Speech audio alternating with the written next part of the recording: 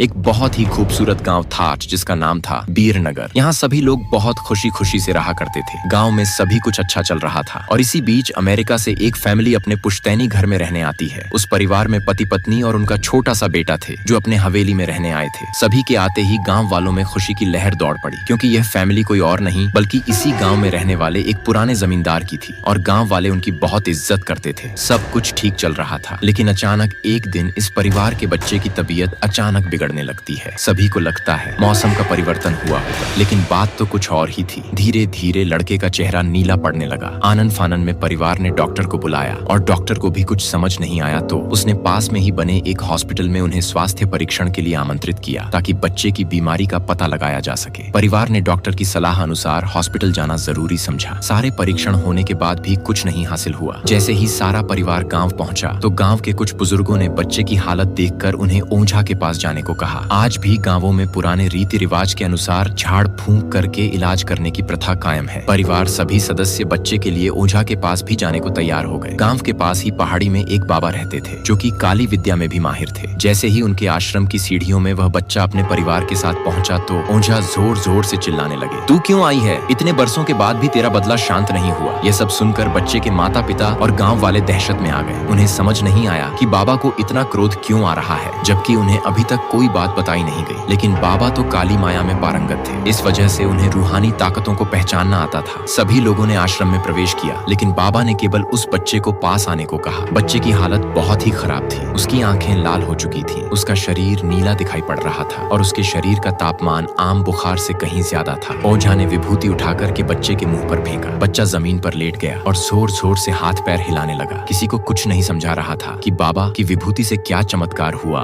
कि बच्चा अपने आप जमीन पर लेटकर ऐसी हरकतें करने लगा। तभी अचानक बच्चा अपने पैर उंगलियों के बल खड़ा हो जाता है और बहुत ही खूंखार औरत की आवाज में ओझा को उसके पुराने नाम से बुलाया, अरे वो प्रेमनाथ, मैं तुझे नष्ट कर दूंगी। लड़के का ऐसा स्वर सुनकर उसके माँ बाप घबरा गए। लड़के को इस अवस्था में देखकर उन्हें कुछ समझ नहीं आ रहा था कि ऐसा क्यों हो रहा है। तभी ओझा ने एक मंत्र पढ़कर बच्चे को अपने काबू में किया। सारे गाँव वाले ओझा से पूछने लगे, बाबा ये सब क्या? ये बच्चा ऐसा क्यों कर रहा? तभी ओझा ने बताया कि इसके अंदर कोई चुड़ैल आ चुकी है जो कि आज 70 साल पहले चोरी के आरोप में जिंदा जला दी गई। उसे ऐसी सजा देने वाले कोई और नहीं बल्कि इसी बच्चे के दादाजी थे और वह चुड़ैल अपना बदला लेने इसलिए आई है क्योंकि वह गर्भवती अवस्था में जिंदा जली थी और उसके कोख में पल रहा मासूम बच्चा भी जल गया। इसी वजह से वह उस वंश बच्चे को भी दर्दनाक मौत देना चाहती है ताकि उसका बदला पूरा हो सके। ये सारी कहानी जानने के बाद उसके परिवार वाले ओझा के सामने गिड़गिड़ाने लगे और अपने बच्चे की जान की भीख मांगने लगे। तभी ओझा ने अपनी घोर तपस्वी शक्ति से मंत्रों के उच्चारण के साथ उस चुड़ैल को मासूम बच्चे से बाहर निकाल दिया और कुछ ही क्षणों में बच्चा सामान्य हालत में आने लगा। सभी को लगा कि सब कुछ हमेशा के लिए ठीक हो गया।